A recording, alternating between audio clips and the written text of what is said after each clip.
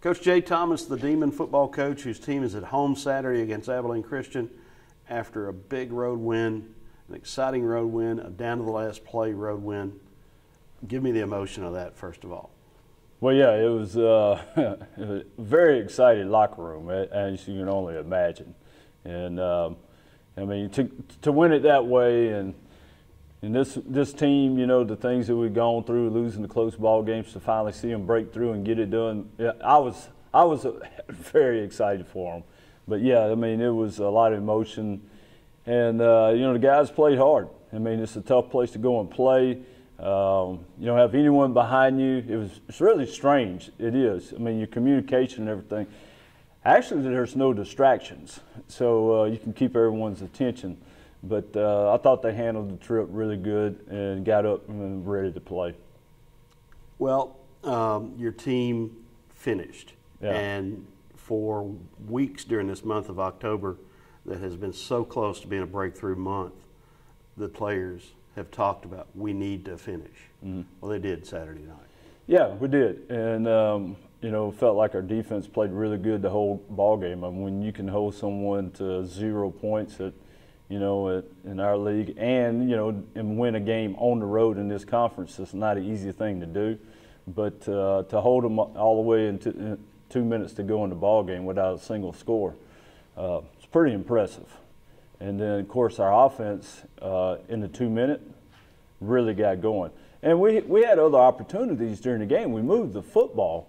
You know, we missed some opportunities on some field goals. The wind was blowing and those type of things. And, you know, it affects the kicks. So we could have had, you know, 9 points out of field goals. We made the one that counted at the end that helped us win the game.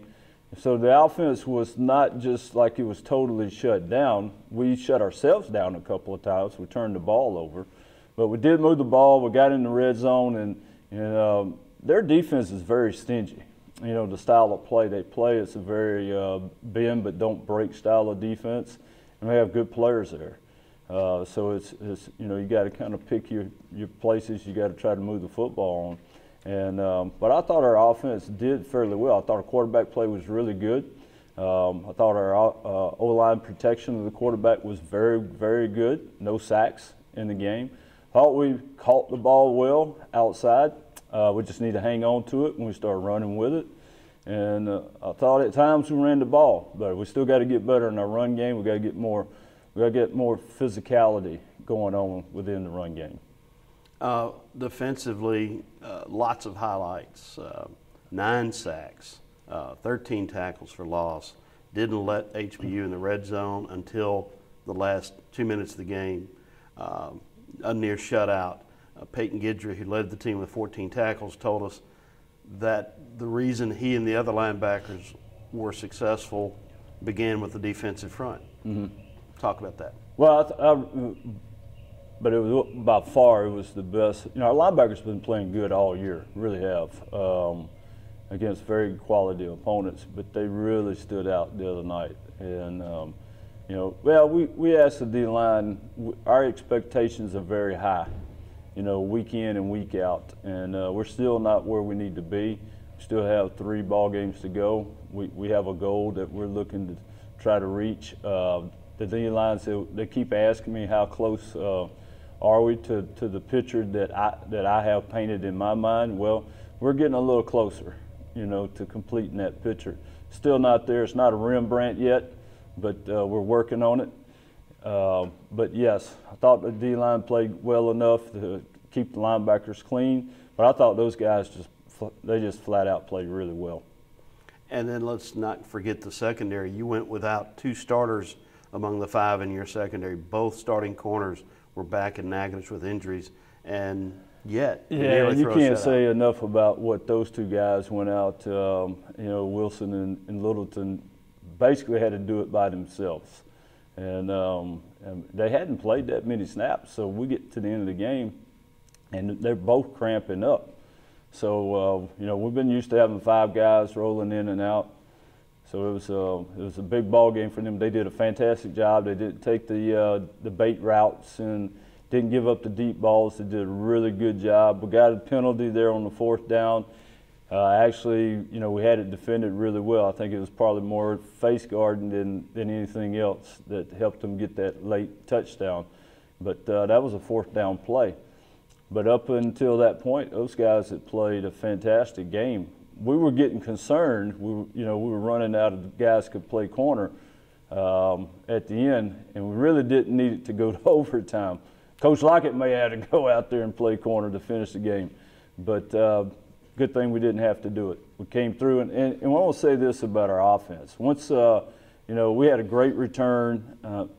Hayden Bourgeois and our kickoff return team did a fantastic job, got the ball past midfield.